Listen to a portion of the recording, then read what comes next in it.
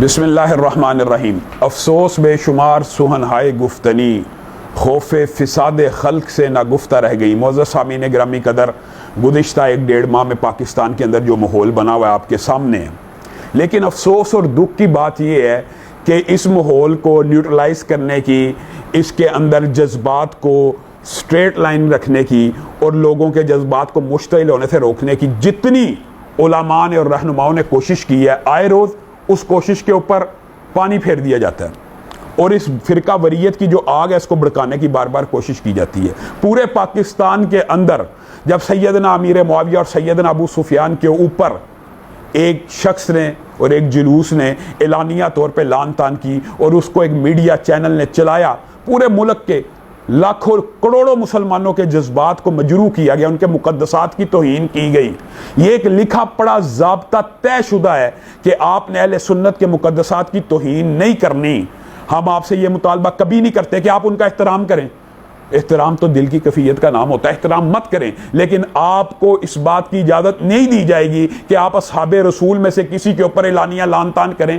وہ ایک واقعے کی وجہ سے اتنے ملک کے اندر اجتماعات ہوئے، مطالبات رکھے گئے۔ حیران کن بات یہ ہے کہ اسی طرح کا ایک کلپ سوشل میڈیا کے اوپر کل سے وائرل ہوا ہے، پتہ نہیں کب کا ہے۔ مرزا محمد علی جہلمی، ایک جہلم کا شخص ہے، اور ایون مسند البزار میں موجود ہے، ٹھیک ہے، کہ نبی علیہ السلام نے فرمایا، ایک صحابی کہتے ہیں کہ نبی علیہ السلام کے سامنے سے ایک اونٹ گزر رہا تھا، تو نبی علیہ السلام نے فرمایا اس اونٹ پر بیٹھے ہوئے پہ بھی لعنت، اس کے ہانکنے والے پہ بھی لعنت، اور اس کی مہار پکڑنے والے پہ بھی لعنت، ٹھیک ہے۔ تو ہم کوڈ ورڈ میں آپ کو بتا دیتے ہیں، وہ اونٹ کے اوپر امیر شام کے والد محترم بیٹھے ہوئے تھے، اور اونٹ کو ہانکنے والے جو ہیں وہ امیر شام خود تھے، اور مہار پکڑنے والے امیر شام کے ایک بھائی تھے۔ اس نے بعین وہی الفاظ بولے ہیں، اور جس کتاب سے امیر شام ان کے والد محترم اور بکواس کرتے ہوئے کہتا ہے میں کوڈ ورڈ میں نام لیتا ہوں۔ یہ محدثین نے کون سی خدمت کی؟ رسول اللہ نے جن کے اوپر لعنتیں بھیجی ان کا نام کیوں نہیں بتلاتے؟ عجیب و غریب انداز میں اس نے اپنا کلپ اپلوڈ کروایا، یا جس نے بھی کیا کہتا ہے یہ محدثین نے کون سی خدمت کی ہے کہ رسول اللہ نے 3 اشخاص پہ لعنت بھیجی، ان کا نام نہیں لکھا ہوا، نام بتائیں نا۔ کہتا پھر میں بتاتا ہوں کوڈ ورڈز کے اندر بلادری کی کتاب انصاب الاشراف میں سے نام ڈھونڈ کے لایا۔ افسوس ہے، من گڑت جعلی اور جھوٹی روایات، ایک رسول اللہ صلی اللہ علیہ وسلم کے اوپر جھوٹ بولنا، اور پھر جس کتاب میں سے نام ڈھونڈ کے لا رہا وہ سرے سے حدیث کی کتاب ہی نہیں ہے۔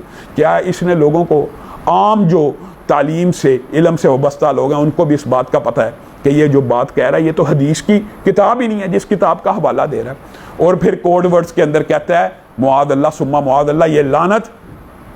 اب یہ کہتے ہوئے بھی ہمارا دل ہلتا ہے پورے ملک میں۔ پہلے اس وجہ سے ایک پورے ملک کے اندر آپ نے لاکھوں کروڑوں لوگوں کے اجتماعات دیکھے، آج اس بندے نے خود کو اہل سنت کا نمائندہ کہتا ہے، خود کو اہل سنت میں شامل کرتا ہے، اور یہ صحابہ کے بارے میں کہہ رہا ہے کہ امیر شام کے اوپر بھی لعنت ہوئی، اور امیر شام کے والد محترم کے اوپر بھی لعنت ہوئی، اور ان کے بھائی کے اوپر۔ یہ تینوں صحابی رسول ہیں، اور یہ کہہ رہا ہے میں برکت کے لیے آپ کو یہ بات بتانا چاہتا ہوں۔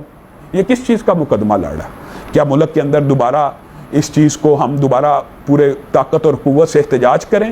ہم پہلے بھی حکومت سے یہ بات کہتے آئے ہیں کہ ہم احتجاج کریں گے وطن عزیز کے اندر، پاکستان کے اندر کسی صحابی کی گستاخی کرنے والے کو یا تو ملک سے فرار ہونا پڑے گا، اگر ملک میں رہنا ہے تو اپنی زبان کو لگام دینی ہوگی۔ یہ اصحاب رسول وہ ہیں کہ رسول اللہ نے کہا نبیوں کے بعد سب سے افضل دل اللہ نے جو ٹٹولے ان کو میرے صحابی بنایا، کسی کو میرا سسرالی رشتہ دار بنایا۔ تمہیں سسرالی رشتہ داری کی بھی حیا اور غیرت نہیں ہے۔ اور رسول اللہ صلی اللہ علیہ وسلم نے کہا جو ان کے اوپر سب و شتم کرتا ہے ان کے اوپر اللہ کی، فرشتوں کی، سب کی لعنت ہے۔ کوئی صحابی کے اوپر لعنت بھیج کے یہ سمجھتا ہے وہ محفوظ ہو جائے گا۔ اور اچھا پھر اس بات کے جواب میں عجیب و غریب فلسفہ، جی صحابہ پہ لعنت کرنا بالکل حرام ہے، اس کے اوپر جمیع فرشتوں کی لعنت ہوتی ہے، اور دلیل کیا پیش کرتے ہیں؟ صحابہ کے آپس میں جو مشاجرات ہیں۔ اور بھائیو آج اس مسئلے کو بھی یاد رکھ لو، سن لو، یہ جو احادیث ہیں کہ تم میں سے کوئی ایک احد پہاڑ جتنا سونا چاندی خرچ کرے صحابی کے آدھ ہاتھ کے برابر نہیں پہنچ سکتا، یہ امت کے لیے ہیں۔ اور صحابہ آپس میں ایک دوسرے کے ساتھ لڑ پڑتے ہیں، ایک دوسرے کے ساتھ جو معاملات کرتے ہیں وہ ان حدیث کے ضمن میں نہیں آتے۔ حدیث کا وہ مفہوم معتبر مانا جائے گا جو محدثین کا، اصحاب رسول کا، تابعین کا، ائمہ محدثین کا، سلف صالحین کا۔ یہ جو حدیثیں ہیں نا کہ کسی نے صحابی کو لان تان کیا، اس کے پر جمی انسانیت کی، فرشتوں کی، اللہ اور رسول کی لعنت ہے، یہ امتیوں کے لیے ہیں۔ صحابہ کے آپس کے مشاجرات میں اللہ نے فیصلہ کر دیا وَكُلًّا وَعَدَ اللَّهُ الْحُسْنَى، ہر ایک نے جنت میں جانا ہے۔ آپس میں لڑے ہیں پھر بھی جنتی ہیں، صحابہ آپس میں جو کچھ کریں وہ جنتی ہیں۔ یہ تیرے اور میرے لیے ہے کہ ہماری ایک کلاس نہیں ہے، ہمارا ایک سٹیٹس نہیں ہے، صحابہ ایک سٹیٹس میں۔ میں آج یہ مطالبہ رکھتا ہوں کہ مرزا جہنمی کے خلاف فی الفور مقدمہ درج کیا جائے۔ اس نے بعین ہی وہی لفظ استعمال کیے ہیں اور رسول اللہ کے اوپر بھی جھوٹ ماندہ ہے، اس کو فی الفور اس کے خلاف پرچہ کاٹا جائے، مقدمات درج کیے جائیں۔ ہمارے مطالبات آپ کے سامنے ہیں، ہم آپ کو بارہا یہ کہہ چکے ہیں کہ اہل حدیث دیوبندی اور بریلوی اتحاد ایک تسبیح کی طرح ہو چکا ہے، ایک قوت اور طاقت بن چکا ہے۔ ہم اس اتحاد کو اس وقت تک ٹوٹنے نہیں دیں گے جب تک یہ ہمارے سارے مطالبات جو صحابہ کے خلاف بکواس کر رہا ہے سب کے خلاف اگر پرچے نہیں ہوں گے۔ ہم آئین کو کہہ رہے ہیں، ہم قانون کو کہہ رہے ہیں حرکت میں آئیں، ہم قانون کو حرکت میں لانے کی کوشش کر رہے ہیں، ہم آئین کی بالادستی کی بات کر رہے ہیں، ہم آئین اور قانون ہاتھ میں نہیں لے رہے، ہم چاہتے ہیں کہ قانون حرکت میں آئے۔